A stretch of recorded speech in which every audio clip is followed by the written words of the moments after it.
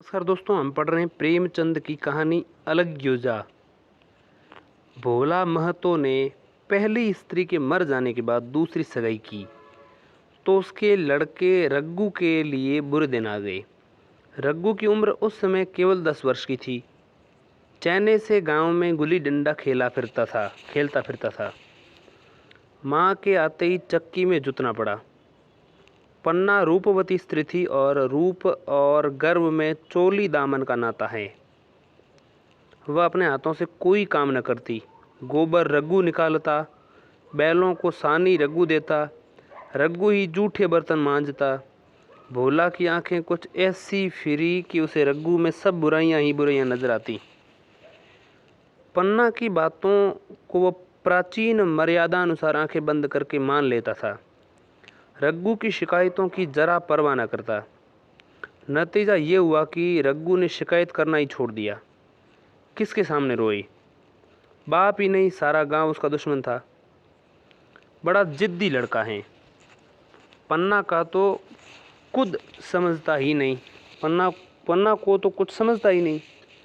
बेचारी उसका दुलार करती हैं, खिलाती पिलाती हैं, ये उसी का फल है। दूसरी औरत होती तो निभाह ना होता।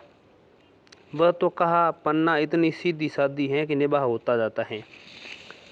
सबल की शिकायतें सब सुनते हैं, निर्बल की फरियाद कोई भी नहीं सुनता। रग्गू का हृदय माँ की ओर से दिन दिन फटता जाता था। यहाँ तक 8 साठ गुजर गए और एक दिन भोला के नाम भी मृत्यु का संदेश आ पहुँचा। पन्ना के 4 बच्चे थे, 3 बेटे और 1 बेटी। इतना बड़ खर्च और कमाने वाला कोई नहीं। रग्गू अब क्यों बात पूछने लगा? ये मानी हुई बात थी। अपनी स्त्री लाएगा और अलग हो रहेगा। स्त्री आकर और भी आग लगाएगी। पन्ना को चारों ओर अंधेरा ही दिखाई देता था। पर कुछ भी हो, वह रग्गू की आसरेत बनकर घर में रहेगी। जिस घर में उसने राज किया है, अब उसमें लौंडी न बनेगी। जिस लौंडे को अपना गुलाम समझा जाता है, उसका मुंह न ताकेगी। वह सुंदर थी। अवस्था अभी कुछ ऐसी ज़्यादा न थी। जवानी अपनी पूरी बहार पर थी। क्या वह कोई दूसरा घर नहीं कर सकती? यही न होगा, लोग हंसेंगे। यही न होगा ना, लोग हंसेंगे भला से। उसकी बिरादरी में क्या कोई ऐसा होता नहीं? ब्राह्मण ठाकुर थोड़ी ही थी कि नाक कट जाएगी। ये तो उन्हीं ऊंची जातों में होता है कि घर में चाहे जो कुछ करो, बाहर पर्दा ढका रहे। वह तो संसार को दिखाकर दूसरा घर कर सकती हैं। फिर वह रग्गू की दबेल बनकर क्यों रहे? भोला को मरे 1 महीना गुजर चुका था। संध्या हो गई थी। पन्ना इसी चिंता में पड़ी हुई थी। सहसा उसे ख्याल आया, लड़के घर में नहीं हैं।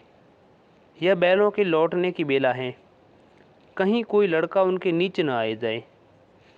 अब द्वार पर कौन है जो उसकी देखभाल करेगा? रग्गू को मेरे लड़के फूटी आंखों नहीं भाते। कभी हंसकर नहीं बोलता। घर से बाहर निकली तो देखा रग्गू सामने झोंपड़े में बैठा है, ऊख की कंडेरिया बना रहे हैं। लड़के उससे घेरे खड़े हैं और छोटी लड़की उसकी गर्दन में हाथ डाले पीठ पर सवार होने की चेष्टा कर रही हैं। पन्ना को अपनी आंखों पर विश्वास न था। आज तो ये नई बात है। शायद दुनिया को दिखाता है कि मैं अपने भाइयों को कितना चाहता हूँ। और मन में छुरी रखी हुई है, घात मिले तो जान ही न ले ले। काला सांप है, काला सांप। कठोर स्वर में बोली, तुम सब के सब वहाँ क्या करते हो? घर में आओ, सांझ की बेला है, गोरू आते होंगे। रग्गू ने विनीत नेत्रों से देखकर कहा, मैं तो हूँ ही काकी, डर किस बात की? बड़ा लड़का केदार बोला, काकी, रग्गू दादा ने हमारे लिए 2 गाड़ियाँ बना दी हैं। ये देख, हम पर यह देख, एक पर हम और खुन्नू बैठेंगे, दूसरी पर लक्ष्मण और जुनिया। दादा दोनों गाड़ियाँ खींचेंगे। यह कहकर वह कोने से 2 छोटी छोटी गाड़ियाँ निकाल लाया।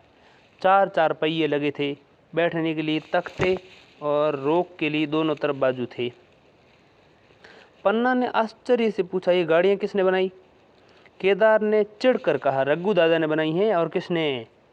भगत के घर से वसूला और रुखानी मांग लाए और चटपट बना दी। खूब दौड़ती हैं काकी, बैठ खुन्नू, मैं खींचूं। खुन्नू गाड़ी में बैठ गया। केदार खींचने लगा।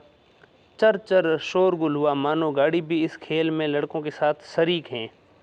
लक्ष्मण ने दूसरी गाड़ी में बैठकर कहा, दादा खींचो। रघु ने झुनिया को भी गाड़ी में बैठा दिया और गाड़ी खींचता हुआ दौड़ा। तीनों लड़के तालियां बजाने लगे। पन्ना चकित नेत्रों से ये दृश्य देख रही थी, सोच रही थी वह रघु ही है या कोई और। थोड़ी देर के बाद दोनों गाड़ियां लौटी। लड़के घर में जाकर इस यान यात्रा के अनुभव बयान करने लगे। कितने खुश थे सब, मानो हवाई जहाज पर बैठ गया जो। खुन्नू ने कहा, काकी सब पेड़ दौड़ रहे हैं। लक्ष्मण और बचिया कैसे भागी? सब दौड़ी। केदार बोला, काकी रघु दादा दोनों गाड़ियां एक साथ खींच ले जाते हैं। झुनिया सबसे छोटी थी। उसकी व्यंजना शक्ति उछल कूद और नेत्रों तक परिमित थी। तालियां बजाकर नाच रही थी। खुन्नू, अब हमारे घर गाय भी आ जाएगी काकी। रघु दादा ने गिरधारी से कहा है कि हमें गाय ला दो। गिरधारी बोला, कल लाऊंगा। केदार, 3 शेर दूध देती हैं काकी, खूब दूध पियेंगे। इतने में रघु भी अंदर आ गया। पन्ना ने अवहेला की दृष्टि से देखकर पूछा, क्यों रघु, तुमने गिरधारी से गाय क्यों मांगी? रघु ने क्षमा प्रार्थना के भाव से कहा, हाँ मांगी तो है, कल लाएगा। पन्ना, रुपए किसके घर से लाएंगे ये भी सोचा है? रघु, सब सोच लिया है काकी, मेरी यह मुहर नहीं है। इसके 25 रुपये मिल रहे हैं, 5 रुपये बचिया के मुजा दे दूंगा, बस गाय अपनी हो जाएगी। पन्ना सन्नाटे में आ गई। अब उसका अविश्वासी मन भी रघु के प्रेम और सज्जनता को स्वीकार न कर सका। बोली, मुहर को क्यों बेच देते हो? गाय की अभी कौन जल्दी है? हाथ में पैसे हो जाए तो ले लेना। सूना सूना गला अच्छा न लगेगा। इतने दिनों गाय नहीं रही तो क्या लड़के नहीं जिए? रघु दार्शनिक भाव से बोला, बच्चों के खाने पीने के यही दिन है काकी, इस उम्र में न खाया तो फिर क्या खाएंगे? मुहर पहनना मुझे अच्छा भी नहीं मालूम होता। लोग समझते होंगे कि बाप तो गया, इसे मुहर पहनने की सूझी है। भोला महतो गाय की चिंता में ही चल बसे। न रुपए आए न गाय मिली, मजबूर थे। रघु ने ये समस्या कितनी सुगमता से हल कर दी। आज जीवन में पहली बार पन्ना को रघु पर विश्वास आया। बोली, जब गहना ही बेचना है तो अपनी मुहर क्यों बेचोगे? मेरी अंसुली ले लेना। रघु, नहीं काकी, वह तुम्हारे गले में बहुत अच्छी लगती हैं। मर्दों को क्या मुहर पहने या न पहने। पन्ना, चल मैं बूढ़ी हुई, अब अंसुली पहनकर क्या करना है? तू अभी लड़का है, तेरा गला अच्छा न लगेगा। रघु मुस्कुरा कर बोला, तुम अभी से कैसी बूढ़ी हो गई हो? गांव में कौन है तुम्हारे बराबर? रघु की सरल आलोचना ने पन्ना को लज्जित कर दिया। उसके रूखे मुरझाए मुख पर प्रसन्नता की लाली दौड़ पड़ी। 5 साल गुजर गए। रघु का सा मेहनती, ईमानदार, बात का धनी दूसरा किसान गांव में न था।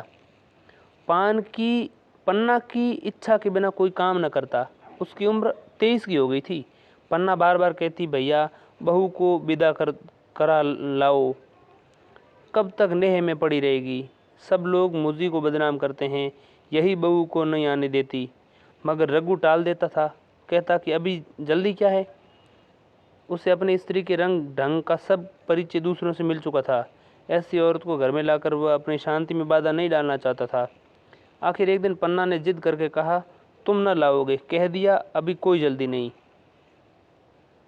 तुम्हारे लिए जल्दी न होगी, मेरे लिए जल्दी है। मैं आज आदमी भेजती हूँ। पछताओगी काकी, उसका मिजाज अच्छा नहीं है तुम्हारी बला से। जब उससे बोलूँगी ही नहीं तो क्या हवा से लड़ेगी? रोटियां तो बना लेगी। मुझसे भीतर बाहर का सारा काम नहीं होता। मैं आज बुलाई लेती हूँ। बुलाना चाहती हो बुला लो, मगर फिर ये न कहना कि ये मेहरिया को ठीक नहीं करता, उसका गुलाम हो गया। न कहूँगी, जाकर 2 साड़ियाँ और मिठाई ले आ। तीसरे दिन मूलिया मैके से आ गई। दरवाजे पर नगड़े बजे, शाहिनिया की मधुर ध्वनि आकाश में गूंजने लगी। मुंह दिखावे की रस्म अदा हुई। वह इस मरुभूमि में निर्मल जल धारा थी। गेहुआ रंग था, बड़ी बड़ी नोकीली पलकें, कपोलों पर हल्की सुर्खी, आंखों में प्रबल आकर्षण। रग्गू उसे देखते ही मंत्रमुग्ध हो गया। प्रातःकाल पानी का घड़ा लेकर चलती थी तो उसका गेहुआ रंग प्रभात की सुनहरी किरणों से कुंदन हो जाता, मानो उषा अपनी सारी सुगंध, सारा विकास और उन्माद लिए मुस्कुराती चली जाती हो। मूलिया मैके से ही जली भुनी आई थी। मेरा शोहर छाती फाड़कर काम करे और पन्ना रानी बैठी रहे, उसके लड़े रईस जादे बने घूमे। मूलिया से ये बर्दाश्त न होगा। ये किसी की गुलामी न करेगी। अपने लड़के तो अपने ही होते हैं भाई, किसके होते हैं? भाई किसके होते हैं? जब तक पर नहीं निकते हैं, रग्गू को घेरे हुए हैं। ज्यों ही जरा सयाने हुए पर झाड़ कर निकल जाएंगे, बात भी न पूछेंगे। एक दिन उसने रग्गू से कहा, तुम्हें इस तरह गुलामी करनी हो तो करो, मुझसे न होगी। रग्गू, तो फिर क्या करूं, तू ही बता। लड़के तो अभी घर का काम करने लायक भी नहीं है। मूलिया, लड़के रावत के हैं, कुछ तुम्हारे नहीं है। यही पन्ना है जो तुम्हारे दाने दाने को तरसाती थी। सब सुन चुकी हूँ। रुपए पैसे का मुझे हिसाब नहीं मिलता। न जाने तुम क्या लाते हो व क्या करती हैं। तुम समझते हो रुपए घर में ही तो हैं, मगर देख लेना तुम्हें जो एक फूटी कौड़ी भी मिले। रग्गू, रुपए पैसे तेरे हाथ में देने लगूं तो दुनिया क्या कहेगी, ये तो सोच। मूलिया, दुनिया जो कहे चाहे, दुनिया के हाथों बिकी नहीं हूँ, देख लेना। फिर तुम अपने भाइयों के लिए मरो, मैं क्यों मरूं? रग्गू ने कुछ जवाब न दिया। उसे जिस बात का भय था वह इतनी जल्दी सिर आ पड़ी। अब अगर उसने बहुत तत्थो थम्बो किया तो साल 6 महीने और काम चलेगा। बस आगे ये डोंगा चलता नज़र नहीं आता। बकरे की माँ कब तक खैर मनाएगी? एक दिन पन्ना ने महुए का सुखावन डाला। बरसात शुरू हो गई थी। बखार में अनाज गीला हो रहा था। मूलिया से बोली, बहू जरा देखती रहना, मैं तालाब से नहा आऊँ। मूलिया ने लापरवाही से कहा, मुझे नींद आ रही है, तुम बैठ कर देखो। एक दिन ना नहाओगी तो क्या होगा? पन्ना ने साड़ी उतार कर रख दी, नहाने न गई। मूलिया का वार खाली गया। कई दिन बाद एक शाम को पन्ना धान रोप कर लौटी। अंधेरा हो गया था। दिन भर की भूखी थी। आशा थी बहू ने रोटी बना दी रखी होगी, मगर देखा तो यहाँ चूल्हा ठंडा पड़ा हुआ था। बच्चे मारे भूख के तड़प रहे थे। मूलिया से आहिस्ता से पूछा, आज अभी चूल्हा नहीं जला? केदार ने कहा, आज दोपहर को भी चूल्हा नहीं जला काकी, भाभी ने कुछ नहीं बनाया ही नहीं। पन्ना, तो तुम लोगों ने खाया क्या? केदार, कुछ नहीं, रात की रोटियां थी, खुन्नू और लक्ष्मण ने खाई। मैंने सत्तू खा लिया। पन्ना, और बहू? केदार, वह पड़ी सो रहे हैं, कुछ नहीं खाया। पन्ना ने उसी वक्त चूल्हा जलाया और खाना बनाने बैठ गई। आटा गूंथती थी और रोती थी। क्या नसीब हैं, दिन भर में खेत में जली, घर आई तो चूल्हे के सामने जलना पड़ता है। केदार का 14वां साल था। भाभी के रंग ढंग देखकर सारी स्थिति समझ रहा था। बोला, काकी, भाभी अब तुम्हारे साथ रहना नहीं चाहती। पन्ना ने चौंक कर पूछा, क्या कुछ कहती थी? केदार, कुछ कहती नहीं थी, मगर उसके मन में यही बात है। फिर तुम क्यों नहीं छोड़ देती उसे? जैसे चाहे रहे, हमारा भी भगवान है। पन्ना ने दांतों से जीभ दबाकर कहा, चुप, मेरे सामने ऐसी बात भूलकर भी मत करना। रग्गू तुम्हारा भाई नहीं, तुम्हारा बाप है। मूलिया से कभी बोलोगे तो समझ लेना, जहर खा लूँगी। दशहरा का त्योहार आया। इस गांव से कोस भर एक पूर्वे में मेला लगता था। गांव के सब लोग मेला देखने चले। पन्ना भी लड़कों के साथ चलने को तैयार हुई, मगर पैसे कहाँ से आए? कुंजी तो मूलिया के पास थी। रग्गू ने आकर मूलिया से कहा, लड़के मेले जा रहे हैं, सबों को 2-2 पैसे दे दे। मूलिया ने त्योरियां चढ़ाकर कहा, पैसे घर में नहीं हैं। रग्गू, अभी तो तेहलन बिका था, क्या इतनी जल्दी रुपए उठ गए? मूलिया, हाँ उठ गए। रग्गू, कहाँ उठ गए? ज़रा सुनूं। आज त्योहार के दिन लड़के मेला देखने न जाएंगे? मूलिया, अपनी काकी से कहो पैसे निकालें। गाड़ कर क्या करेगी? खूंटी पर कुंजी हाथ पकड़ लिया और बोली, कुंजी मुझे दे दो, नहीं तो ठीक न होगा। खाने पहने को भी चाहिए, कागज़ किताब को भी चाहिए, उस पर मेला देखने को भी चाहिए। हमारी कमाई इसलिए नहीं है कि दूसरे खाए और मूँछों पर ताव दें। पन्ना ने रघु से कहा, भैया पैसे क्या होंगे, लड़के मेला देखने न जाएंगे? रघु ने झिड़कर कहा, मेला देखने क्यों न जाएंगे, सारा गांव जा रहा है, हमारे लड़के ही नहीं जाएंगे। यह कहकर रघु ने अपना हाथ छुड़ा लिया और पैसे निकालकर लड़कों को दे दिए। मगर कुंजी तब मूलिया को देने लगा तो उसने आंगन में फेंक दी और मुंह लपेट कर लेट गई। लड़के मेला देखने न गए। इसके 2 दिन बाद गुजर गए। इसके बाद 2 दिन गुजर गए। मूलिया ने कुछ न खाया, पन्ना भी भूखी रही। रघु कभी इसे मनाता कभी उसे, पर न ये उठती न वह। आखिर रघु ने हैरान होकर मूलिया से पूछा, कुछ मुंह से कह, चाहती क्या है? मूलिया ने धरती को संबोधित करके कहा, मैं कुछ नहीं चाहती, मुझे मेरे घर पहुंचा दो। रघु, अच्छा उठ, बना खा, पहुंचा दूंगा। मूलिया ने रघु की ओर आंखें उठाई। रघु उसकी सूरत देखकर डर गया। वह माधुर्य, वह मोहकता, वह लावण्य गायब हो गया था। दांत निकल आए थे, आंखें फट गई थी और नथुने फड़क रहे थे। अंगारे किसी लाल आंखों से देखकर बोली, अच्छा तो काकी ने ये सलाह दी है कि ये मंत्र पढ़ाया है, तो यहाँ ऐसे कच्चे नहीं हूँ, तुम दोनों की छाती पर मूंग दलूंगी। हो किस फेर में? रघु, अच्छा तो मूंग ही दल देना, कुछ खा पी लेगी तभी तो मूंग दल सकेगी। मूलिया, अब तो तभी मुंह में पानी डालूंगी जब घर अलग हो जाएगा, बहुत झेल चुकी, अब मुझसे नहीं जला जाता। रघु सन्नाटे में आ गया। एक दिन तक उसके मुंह से आवाज़ ही नहीं निकली। अलग होने की उसने स्वप्न में भी कल्पना न की थी। उसने गांव में 2-4 परिवारों को अलग होते देखा था। वह खूब जानता था कि रोटी के साथ लोगों के हृदय भी अलग हो जाते हैं, अपने हमेशा के लिए गैर हो जाते हैं, फिर उनमें वही नाता न रह जाता जो गांव के आदमियों में। रघु ने मन में ठान लिया कि इस विपत्ति को घर में न आने दूंगा, मगर होनार के सामने उसकी एक न चली। मेरे मुंह में कालिख लगेगी, दुनिया की ये कहेगी मेरे बाप के मर जाने के 10 साल भी एक निभा न सका। फिर किससे अलग हो जाऊं, जिनको गोद में खिलाया, जिनको बच्चों की तरह पाला, जिनके लिए तरह तरह के कष्ट झेले, उन्हीं से अलग हो जाऊं? अपने प्यारों को घर से निकाल कर बाहर करूं? उसका गला फंस गया। कांपते हुए स्वर में बोला, तू क्या चाहती है, मैं अपने भाइयों से अलग हो जाऊं? भला सोच, कहीं मुंह दिखाने लायक रहूंगा? मूलिया, तो मेरा इन लोगों के साथ निभा न होगा। रघु, तो तू अलग हो जा, मुझे अपने साथ क्यों घसीटती हैं? मूलिया, तो मुझे क्या तुम्हारे घर में मिठाई मिलती है, मेरे लिए क्या संसार में जगह नहीं है? रघु, तेरी जैसी मर्जी, जहाँ चाहे रह, मैं अपने घर वालों से अलग नहीं हो सकता। जिस दिन इस घर में 2 चूल्हे जलेंगे उस दिन मेरे कलेजे के 2 टुकड़े हो जाएंगे। मैं ये चोट न सह सकता। तुझे जो तकलीफ हो वह मैं दूर कर सकता हूँ। माल असबाब की मालकिन तू ही है, अनाज पानी तेरे ही हाथ हैं। अब रह क्या गया है? अगर कुछ काम धंधा करना नहीं चाहती मत कर। भगवान ने मुझे समाई दी होती तो मैं तुझे तिनका न उठाने देता। तेरे ये सब सुकुमार हाथ पांव मेहनत मजदूरी के लिए बनाए ही नहीं गए हैं, मगर क्या करूं, अपना कुछ बस ही नहीं है। फिर भी तेरा जी कोई काम करने को न चाहे तो मत कर, मगर मुझसे अलग होने के लिए न कह, तेरे पैरों पड़ता हूँ।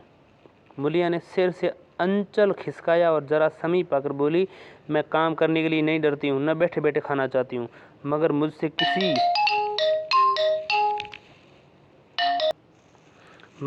किसी की धौंस नहीं सही जाती। तुम्हारी ही काकी घर का काम काज करती है तो अपने लिए करती हैं, अपने बाल बच्चों के लिए करती हैं, मुझ पर कोई एहसान नहीं करती। फिर मुझ पर धौंस क्यों जमाती है? उन्हें अपने बच्चे प्यारे होंगे, मुझे तो तुम्हारा आसरा है। मैं अपनी आंखों से ये नहीं देख सकती कि सारा घर तो चैन करे, जरा जरा से बच्चे दूध पिए, जिसके पास बलबूते गृहस्थी बनी हुई है वह मट्ठे को तरसे, कोई उसके पूछने वाला न हो। ज़रा अपना मुंह तो देखो, कैसी सूरत निकल आई है। औरों के तो 4 बरस में अपने पट्ठे तैयार हो जाएंगे, तुम तो 10 साल में खाट पर पड़ जाओगे। बैठ जाओ। खड़े क्या हो गए हो? खड़े क्यों हो? क्या मार कर भागोगे? मैं तुम्हें ज़बरदस्ती न बांध लूँगी, ये मालकिन का हुक्म नहीं है। सच कहूँ तुम बड़े कठ कलेजी हो। मैं जानती ऐसे निर्मोहियों से पाला पड़ेगा तो इस घर में भूल से न आती। आती भी तो मन न लगाती, मगर अब तो मन तुमसे लग गया है। घर भी जाऊं तो मन यहाँ ही रहेगा। और तुम जो हो मेरी बात नहीं पूछते। मुलिया की ये रसीली बातें रग्गू पर कोई असर न डाल सकी। वह उसी रुखाई से बोला, मुलिया मुझसे ये न होगा। अलग होने का ध्यान करते ही मेरा मन न जाने कैसा हो जाता है। ये चोट मुझसे नहीं सही जाएगी। मुलिया ने परिहास करके कहा, तो चूड़ियाँ पहनकर अंदर बैठो ना। लाओ मैं मूछें लगा लूँ। मैं तो समझती थी कि तुम में भी कुछ कलबल हैं, अब देखती हूँ तो निरे मिट्टी के लौंदे हो। पन्ना दालान में खड़ी दोनों की बातें सुन रही थी। अब उससे न रहा गया। सामने आकर रघु से बोली, जब वह अलग होने पर तुली हुई है तो फिर तुम क्यों ज़बरदस्ती मिलाई रखना चाहते हो? तुम उसे लेकर रहो, हमारे भगवान ने निभा दिया है तो अब क्या डर है? अब तो भगवान की दया से तीनों लड़के सयाने हो गए हैं, अब कोई न चिंता नहीं है। रघु ने आंसू भरी आंखों से पन्ना को देखकर कहा कि तू भी पागल हो गई है क्या? जानती नहीं 2 रोटियां होते ही 2 मन हो जाते हैं। पन्ना, जब वह मानती ही नहीं तब तुम क्या करोगे? भगवान की मर्जी होगी तो कोई क्या करेगा? प्रारब्ध में जितने दिन एक साथ रहना लिखा था उतने दिन रहे। जब वो मानती नहीं तुम क्या करोगे? भगवान की मर्जी होगी तो कोई और क्या करेगा? प्रारब्ध में जितने दिन एक साथ रहना लिखा था उतने दिन रहे। अब उसकी मर्जी यही है तो यही सही। तुमने मेरे बाल बच्चों के लिए जो कुछ किया वो भूल नहीं सकती। तुमने इसके सिर पे हाथ न रखा होता तो आज इनकी न जाने क्या गति होती। न जाने किसके द्वार पर ठोकरें खाते, न जाने कहाँ कहाँ भीख मांगते फिरते। तुम्हारा जस मरते दम तक गाऊंगी। अगर मेरी खाल तुम्हारे जूते बनने के काम आए तो खुशी से दे दूं। चाहे तुमसे अलग हो जाऊं, पर जिस घड़ी पुकारोगे कुत्ते की तरह दौड़ी आऊंगी। ये भूल कर भी नहीं सोचना कि मैं तुमसे अलग होकर तुम्हारा बुरा चेतूंगी। जिस दिन तुम्हारा अनबल मेरे मन में आएगा उस दिन विष खाकर मर जाऊंगी। भगवान करे तुम दूधों नहाओ, पूतों फलो। मरते दम तक यही असीम मेरे रोए रोए से निकलती रहेगी। और अगर लड़के भी अपने बाप के हैं तो मरते दम तक तुम्हारा पोस मानेंगे। यह कहकर पन्ना रोती हुई वहाँ से चली गई। रघु वहीं मूर्ति की तरह बैठा रहा। आसमान की ओर टकटकी लगी थी, आंखों से आंसू बह रहे थे। पन्ना की बातें सुनकर मुलिया समझ गई कि वह अपने पोबा रहे हैं। चटपट उठी, घर में झाड़ू लगाई, चूल्हा जलाया और कुएं से पानी लाने चली। उसकी टेक पूरी हो गई थी। गांव में स्त्रियों के 2 दल होते हैं, एक बहुओं का, दूसरा सासों का। बहुएं सलाह और सहानुभूति के लिए अपने दल में जाती हैं और सासें अपने दल में। दोनों की पंचायतें अलग होती हैं। मुलिया को कुएं पर 2-3 बहुएं मिल गई। एक से पूछा, आज तो तुम्हारी बुढ़िया बहुत रो धो रही थी। मुलिया ने विजय के गर्व से कहा, इतने दिनों से घर की मालकिन बनी हुई थी, राजपाट छोड़ते किसे अच्छा लगता है? बहन, मैं उनका बुरा नहीं चाहती, लेकिन एक आदमी की कमाई में कहाँ तक बरकत होगी? मेरे भी तो यही खाने पीने पहनने ओढ़ने के दिन हैं। अभी उनके पीछे मरो, फिर बाल बच्चे हो जाएं, उनके पीछे मरो, सारी जिंदगी रोते ही कट जाएगी।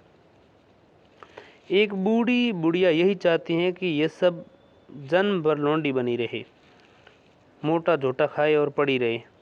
दूसरी बहू, किस भरोसे पर कोई मरे? अपने लड़के तो बात नहीं पूछे, पराए लड़कों क्या भरोसा? कल इनके हाथ पैर हो जाएंगे, फिर कौन पूछता है? अपनी अपनी मेहरियों का मुंह देखेंगे। पहले ही फटकार देना अच्छा है, फिर तो कोई कलक न होगा। मुलिया पानी लेकर गई। खाना बनाया। रघु ने बोली, जाओ नहा कर आओ, रोटी तैयार है।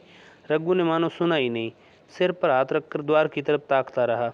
मुलिया, क्या कहती हूँ? कुछ सुनाई देता है? रोटी तैयार है, जाओ नहा आओ।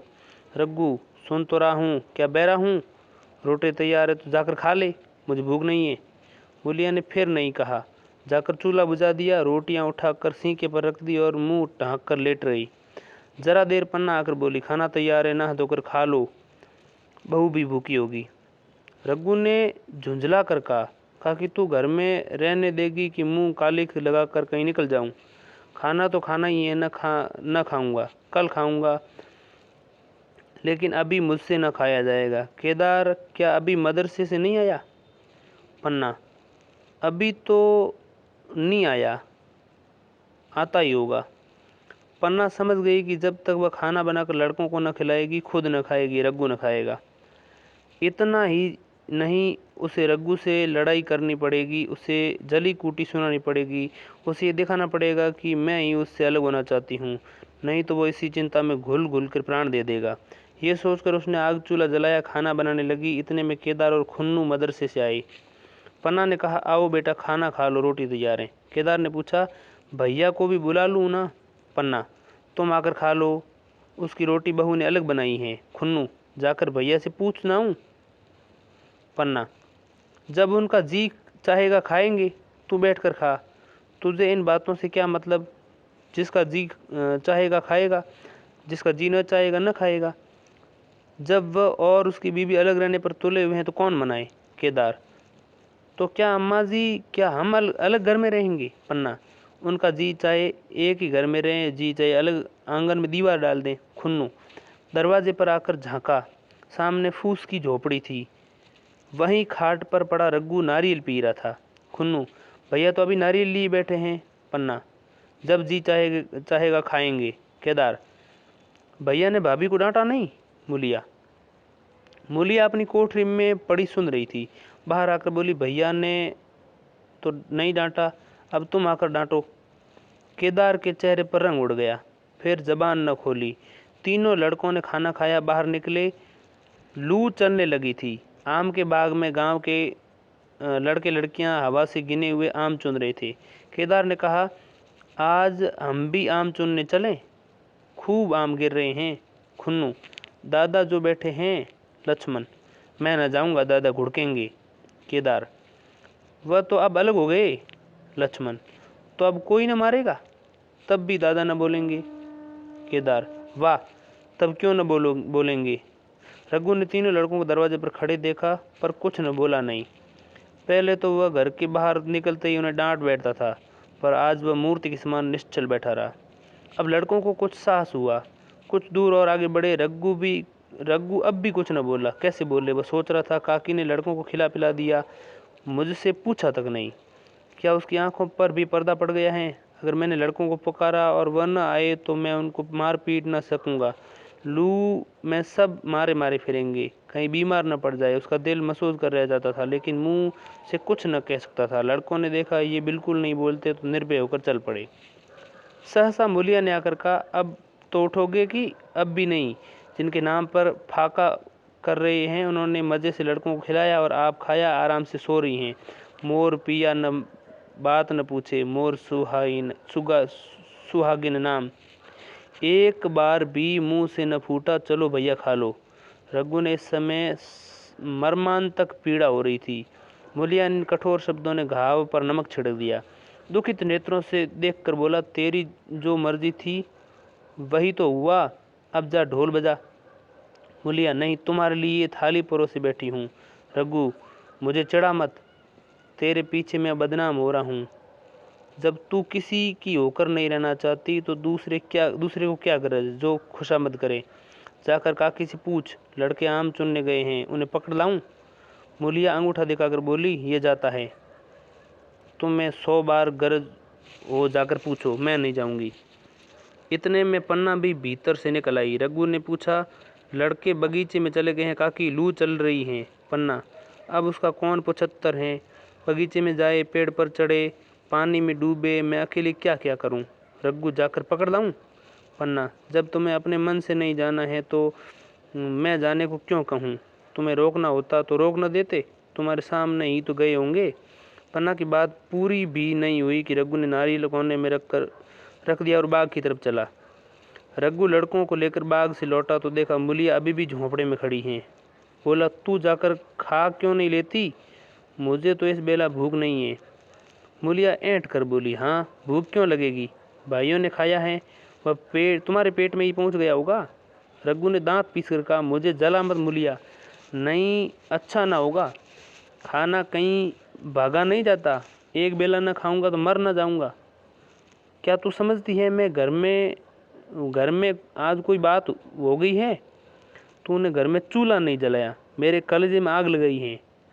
मुझे घमंड था और चाहे कुछ हो जाए पर मैं घर में फूट नहीं रोग ना आने दूंगा, पर तूने घमंड चूर चूर कर दिया, परालब्ध की बात है। मूलिया तिनक कर बोली, सारा मोह छो तुम ही को है और किसी को तो है ही नहीं। मैं किसी को तुम्हारी तरह बिसूरते नहीं देखती। रघु ने ठंडी सांस का खींच कर कहा, मूलिया घाव पर नौन न छिड़क, तेरे ही कारण मेरी पीठ में धूल लग रही है। मुझे इस गृहस्थी का मोह न होगा तो किसे होगा? मैंने ही तो इसे मर मर जोड़ा है, जिनको गोद में खेलाया वही अब मेरे पट्टीदार होंगे। जिन बच्चों को मैं डांटता था उन्हें आज कड़ी आंखों से भी देख न सकता। मैं उनके भले के लिए कोई बात करूं तो दुनिया ये कहेगी अपने भाइयों को लूटे लेता है। जा मुझे छोड़ दे, अभी मुझसे कुछ न खाया जाएगा। मूलिया, मैं कसम खा दूंगी, नहीं चुपके से चलो। रघु, देख अब भी कुछ न बिगड़ा है, अपने हट छोड़ दे। मूलिया, हमारा ही लहू पिए जा, जो खाने न उठे। रघु ने कानों पर हाथ रखकर कहा, ये तूने क्या किया मूलिया? मैं तो उठ ही रहा था, चल खा लूँ, नहाने धोने कौन जाए। लेकिन इतनी कहे देता हूँ कि चाहे चार की जगह 6 रोटियां खाऊं, तुम मुझे घी के मटके में ही डुबो दे, पर ये दाग मेरे दिल से न मिटेगा। मूलिया, दाग साग सब मिट जाएगा, पहले सबको ऐसा ही लगता है। देखते नहीं हो उधर कैसी चैन की बंसी बज रही है, वह तो मना ही रही थी किसी तरह ये सब अलग हो जाएं। अब पहले किसी चांदी नहीं है, जो कुछ घर में आवे सब गायब। अब क्यों हमारे साथ रहने लगी? रघु ने आहत स्वर में कहा, इसी बात का तो मुझे गम है। काकी ने मुझे ऐसी आशा न थी। रघु खाने बैठा तो कौर विष की घूंट सा लगता था। जान पड़ता था रोटियां भूसी की हैं, दाल पानी सी लगती हैं, पानी कंठ के नीचे न उतरता था, दूध की तरह देखा न जाता। 2-4 ग्रास खाकर उठ गया, जैसे किसी ने प्रियजन के श्राद्ध का भोजन हो। रात का भोजन भी उसने इसी तरह किया। भोजन क्या किया, कसम पूरी की। रात भर उसका चित्त उद्विग्न रहा। एक अज्ञात शंका उसके मन पर छाई हुई थी, जैसे भोला महतो द्वार पर बैठा रो रहा है। वह कई बार चौंक कर उठा, ऐसा जान पड़ता भोला उसकी ओर तिरस्कार की आंखों से देख रहा है। वह दोनों जून भोजन करता था, पर जैसे शत्रु के घर में। भोला की शोक मग्न मूर्ति आंखों से न उतरती थी। रात को उसे नींद न आती। वह गांव में निकलता तो इस तरह मुंह चुराए सिर झुकाए मानो गौ हत्या की हो। 5 साल गुजर गए। रघु अब 2 लड़कों का बाप था। आंगन में दीवार खींच गई थी, खेतों में मेड़ें डाल दी गई थी, बैल बछिए बांध लिए गए थे। केदार की उम्र अब 19 की हो गई थी। उसने पढ़ना छोड़ दिया था और खेती का काम करता था। खुन्नू गाय चराता था। केवल लक्ष्मण अब तक मदरसे जाता था। पन्ना और मूलिया दोनों एक दूसरे की सूरत से जलती थीं। मूलिया के दोनों लड़के बहुधा पन्ना के पास रहते। वही उन्हें उबटन मलती, वही काजल लगाती, गोद में लिए फिरती, मगर मूलिया के मुंह से अनुग्रह का एक शब्द न निकलता। न पन्ना ही इसकी इच्छुक थी। वह कुछ जो करती निर्व्याज भाव से करती थी। उसके 2 लड़के अब कमाऊ हो गए थे। लड़की खाना पका लेती थी, वह खुद ऊपर का कामकाज कर लेती। इसके विरुद्ध रघु अपने घर का अकेला था। वह भी दुर्बल, अशक्त और जवानी में बूढ़ा। अभी आयु 30 वर्ष से अधिक न थी, लेकिन बाल खिचड़ी हो गए थे, कमर भी झुक चली थी, खांसी ने जीर्ण कर रखा था। देखकर दया आती थी। और खेती पसीने की वस्तु है। खेती की जैसी सेवा होनी चाहिए वह उससे न हो पाती। फिर अच्छी फसल कहाँ से आती? कुछ ऋण भी तो हो गया था। वह चिंता और बीमारी डालती थी। चाहिए तो ये था कि अब उसे आराम मिलता। इतने दिनों से निरंतर परिश्रम के बाद सिर का बोझ हल्का होता, लेकिन मूलिया की स्वार्थपरता और अदूरदर्शिता ने लहराती हुई खेती उजाड़ दी। अगर सब एक साथ रहते तो अब वो पेंशन पा जाता, मज़े में द्वार पर बैठा हुआ नारियल पीता। भाई काम करते, वह सलाह देता, मैं तो बना फिरता। कहीं किसी के झगड़े चुकाता, कहीं साधु संतों की सेवा करता। वह अवसर हाथ से निकल गया। अब तो चिंता भार दिन दिन बढ़ता जाता था। आखिर उसे धीमा धीमा ज्वर रहने लगा। हृदय शूल, चिंता, कड़ा परिश्रम और अभाव का यही पुरस्कार है। पहले कुछ परवाह न की, समझा आप अच्छा हो जाएगा। मगर कमजोरी बढ़ने लगी तो दवा की फिक्र हुई। जिसने जो बता दिया खा लिया। डॉक्टरों ने और वैद्यों के पास जाने की सामर्थ्य कहाँ, और सामर्थ्य भी होती तो रुपए खर्च देने की सिवा और नतीजा ही क्या था। जीर्ण स्वर की औषधि आराम और पुष्टिकारक भोजन है। न वह बसंत मालती का सेवन कर सकता था और न आराम से बैठकर बलवर्धक भोजन कर सकता था। कमजोरी बढ़ती ही गई। पन्ना को अवसर मिलता तो वो आकर उससे तसल्ली देती, लेकिन उसके लड़के अब रग्गू से बात भी न करते थे। दवा दारू तो क्या करते उसका और मजाक उड़ाते थे। भैया समझते थे कि हम लोगों को अलग करके सोने और ईंट रख लेंगे। भाभी भी समझती थी कि सोने से लज जाऊंगी। अब देखें कौन पूछता है। सिसक सिसक कर न मरे तो कह देना बहुत हाय हाय भी अच्छी नहीं होती। आदमी उतना काम करे जितना हो सके, ये नहीं कि रुपए के लिए जान दे दे। पन्ना कहती, रग्गू बेचारे का कौन दोष है। केदार कहता, चल मैं खूब समझता हूँ। भैया की जगह मैं होता तो मैं डंडे से बात करता। मजाक थी कि औरत यूँ जिद करती। ये सब भैया की चाल थी। सब सदी बदी बात थी। आखिर एक दिन रग्गू का टिमटिमाता हुआ जीवन दीपक बुझ गया। मौत ने सारी चिंताओं का अंत कर दिया। अंत समय उसने केदार को बुलाया, पर केदार को अपनी ऊख में पानी देना था। डरा कहीं दवा के लिए न भेज दें, बहाना बना दिया। मूलिया का जीवन अंधकारमय हो गया। जिस दिन भूमि पर उसने मनसूबों की दीवार खड़ी की थी, वह नीचे खिसक गई थी। जिस खूंटे के बल वह उछल रही थी, वह उखड़ गया। गांव वालों ने कहना शुरू कर दिया, ईश्वर ने कैसा तत्काल दंड दिया। बेचारी मारे लाज के अपने दोनों बच्चों के लिए रोया करती। गांव में किसी को मुंह दिखाने का साहस न होता। प्रत्येक प्राणी उससे ये कहता हुआ मालूम होता था, मारे घमंड की धरती पर पांव न रखती थी। आखिर सजा मिल गई कि नहीं। अब इस घर में कैसे निर्वाह होगा। वह किसके सहारे रहेगी, किसके बल पर खेती होगी। बेचारा रग्गू बीमार था, दुर्बल था। जब तक जीता रहा अपना काम करता रहा। मारे कमजोरी के कभी सिर पकड़कर बैठ जाता, जरा दम लेकर फिर हाथ चलाने लगता था। सारी खेती तहस नहस हो रही थी। उसे कौन संभालेगा। अनाज की डांठें खलियान में पड़ी थीं। ऊख अलग सूख रही थी। वह अकेली क्या क्या करेगी। फिर सिंचाई अकेले आदमी का तो काम नहीं। 3-3 मजदूरों को कहाँ से लाए। गांव में मजदूर थे ही कितने। आदमियों के लिए खींचातानी हो रही थी। क्या करें क्या न करें। इस तरह 13 दिन बीत गए। क्रियाक्रम से छुट्टी मिली। दूसरे ही दिन सवेरे मूलिया ने दोनों बालकों को गोद में उठाया और अनाज मांडने चली। खलियान में पहुंचकर उसने एक को तो पेड़ के नीचे घास के नरम बिस्तर पर सुला दिया और दूसरे को बैठा कर अनाज मांडने लगी। बैलों को हाँकती थी और रोती थी। इसीलिए भगवान ने उसको जन्म दिया था। देखते देखते क्या हो गया। इन्हीं दिनों पिछले साल भी अनाज मांडा गया था। वह रग्गू के लिए लाटे में शरबत और मटर की घुंगी लेकर आई थी। आज कोई आगे न पीछे, लेकिन किसी की लौंडी तो नहीं हूँ। उससे अलग रहने का अब भी पछतावा न था।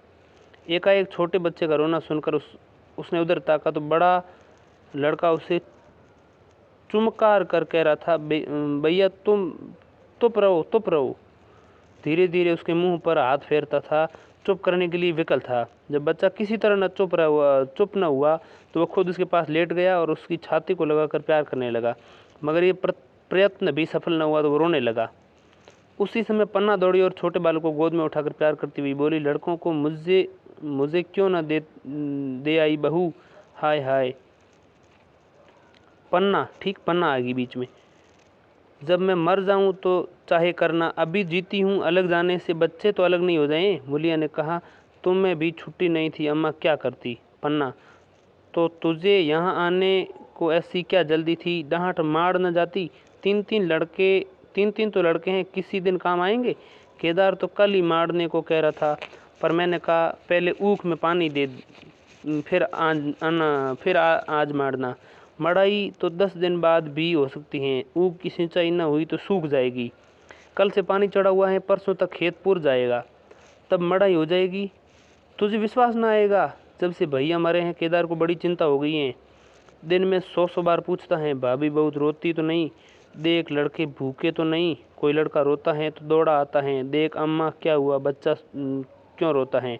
कल रोकर बोला, अम्मा मैं जानता हूँ कि भैया इतनी जल्दी चले गए तो उनकी कुछ सेवा कर लेता।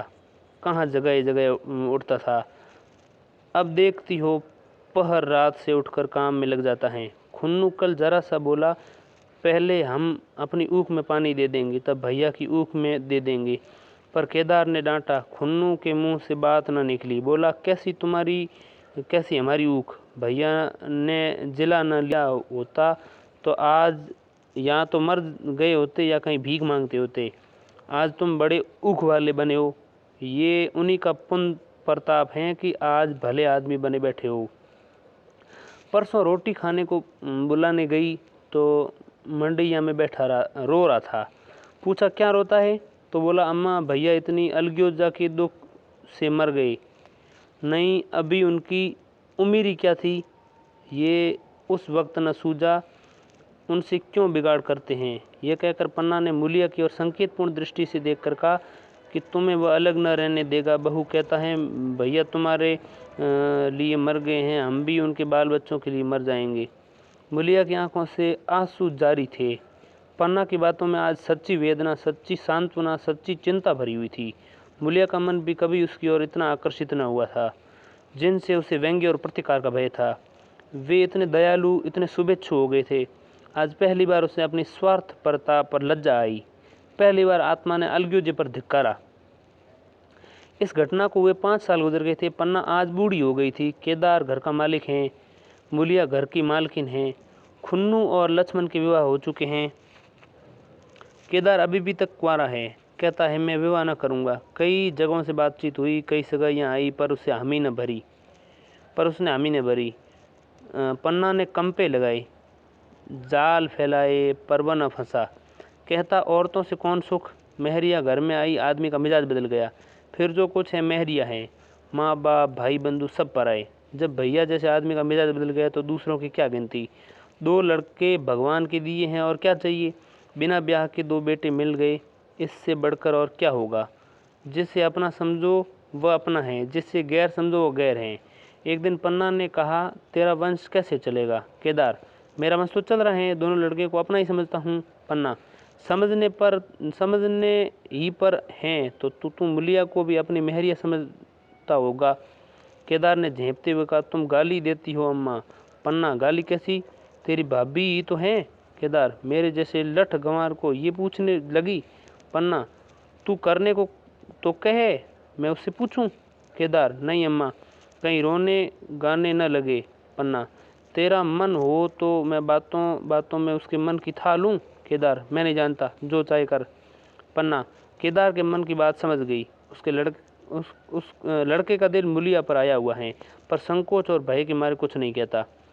उसी दिन उसने मूलिया से कहा, क्या करूं बहू, मन की लालसा बहुत मन में ही रह जाती है। केदार का घर भी बस जाता तो मैं निश्चिंत हो जाती। मूलिया, वह तो करने को ही नहीं करते। पन्ना कहता है, ऐसी औरत मिले जो घर में मेल से रहे तो कर लूँ।